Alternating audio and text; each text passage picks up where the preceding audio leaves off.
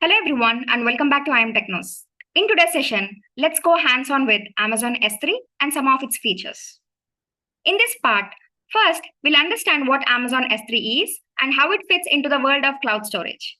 Then we will look at three major types of storage: block, file, and object, and learn why S3 is ideal for unstructured data. Next, we will go into the console and create a general purpose S3 bucket. We will upload files into this bucket and see how S3 handles objects and their metadata. Finally, we will deep dive into bucket versioning, which includes what it is, how it works, and how it protects you from accidental overwrites or deletions. Imagine you're a part of a fast-growing design agency with teams spread across the globe.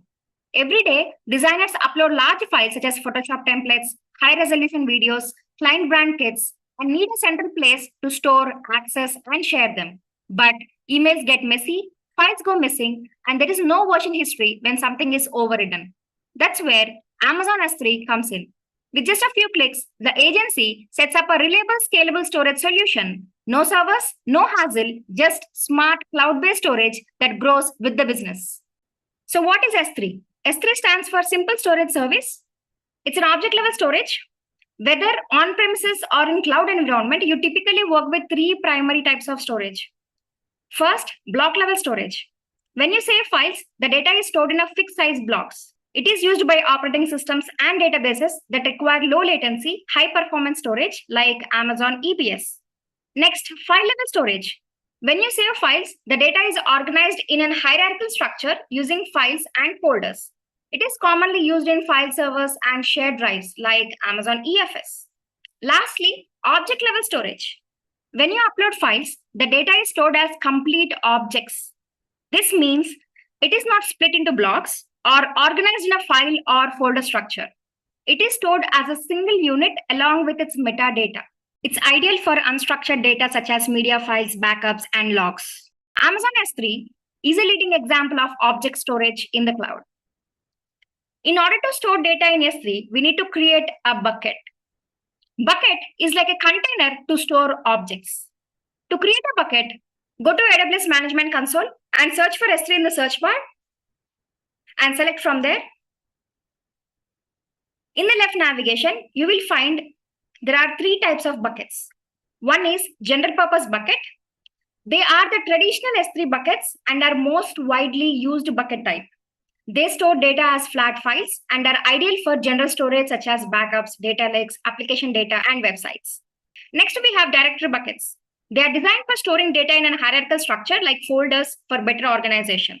They are suitable for real-time analytics, AI ML training, and high-throughput environments.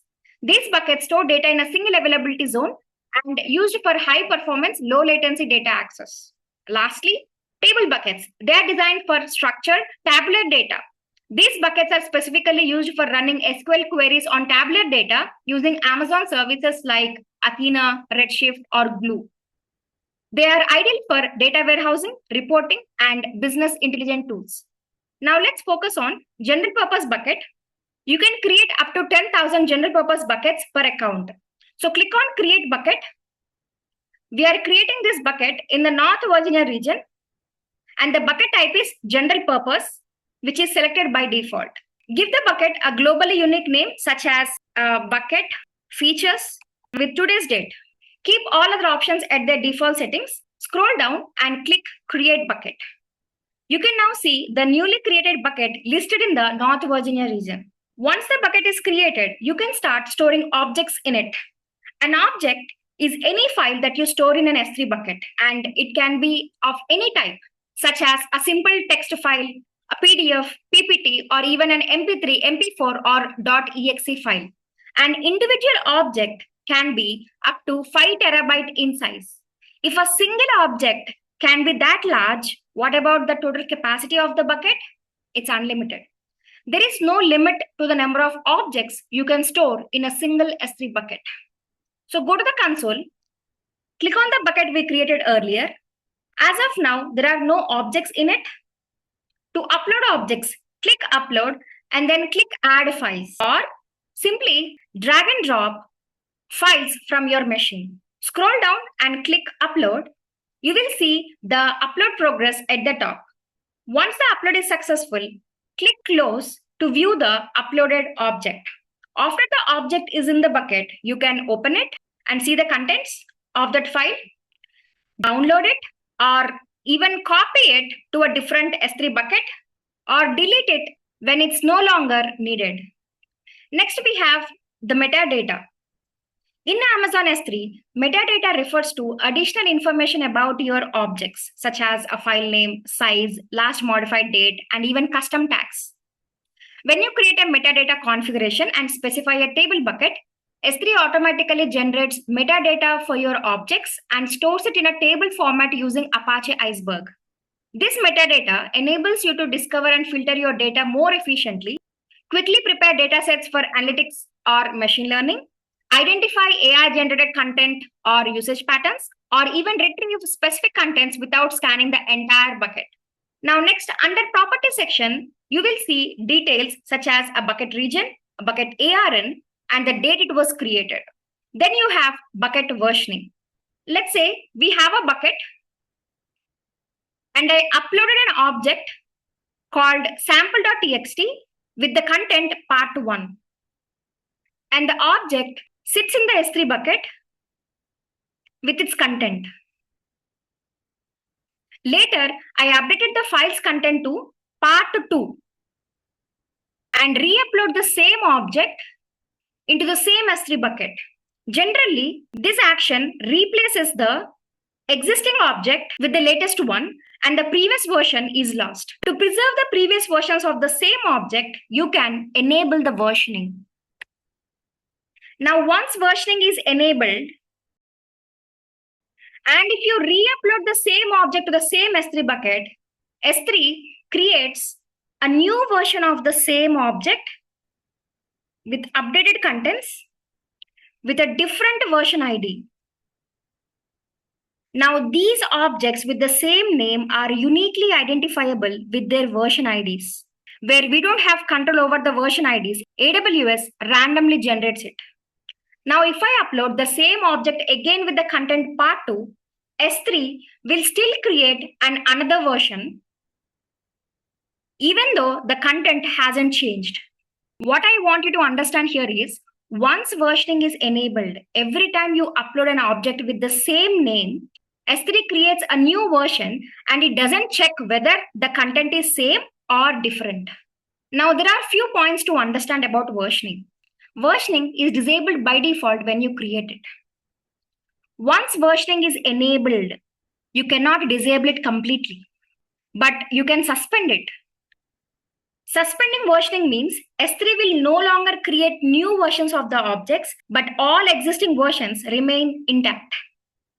Disabling would imply removing all the versions, both new and old, which might not be desirable. That's why AWS doesn't allow disabling versioning completely. Now, the second aspect is the cost. Enabling versioning itself is free, but storing multiple versions of the objects increases the storage usage. For example, if you have, let's say, a 10 GB of object and you create 10 versions of it, you will be billed for 100 GB of storage approximately. So it's important to assess whether you can afford that amount of storage. Now go back to the console, click Edit for bucket versioning, enable it, and then click Save Changes. Go to Objects tab. You already have an object with the content part 1. Now enable the Show Versions option. Since the object was uploaded before versioning was enabled, its version will show as null. Now update the contents of sample.txt file on your local machine to part 2, save it, and re-upload the object into the S3 bucket. Scroll down, click Upload, and click Close. Now click Show Versions again, and you will see a new version is being updated. Now when you open the new version, you will see the updated content. Now if you upload the object again without changing the contents and click on Show Versions, S3 still creates another version. And when you open it, you will see the same part 2 as the content. This shows that S3 doesn't compare the contents. It simply creates a new version every time you upload an object with the same key. And each version has a unique version ID and your build for each version stored, including the old ones. And also, when show versions is disabled, you will always see the latest version which is recently uploaded once. Now let's say someone accidentally deleted my object. So you simply select the object, click delete, and type delete when prompted. Okay, and confirm it. After that, you won't see any objects listed. However, when you enable show versions, you will notice that the object is not actually deleted. Instead, a delete marker is created at the top which hides the latest version of the object. This means versioning protects accidental deletions. If I want to retrieve the latest version of the object, I can simply delete the delete marker by selecting the delete marker version and confirm when prompted. Then click close. If I disable the show versions, the most recent version becomes visible again in the console. But what if I actually want to permanently delete the objects and its versions? First, enable the show versions, then select the object and the versions you wanted to delete. You can either select individual versions or select the object with all its versions. Then click delete and confirm the action when prompted. The object is now permanently deleted. Okay, so even if I disable or enable the show versions, there are no objects left. Yeah. That's it for today. If you have any questions, feel free to drop them in the comments below. Thank you for watching, and I'll see you in the next video. Take care and happy learning.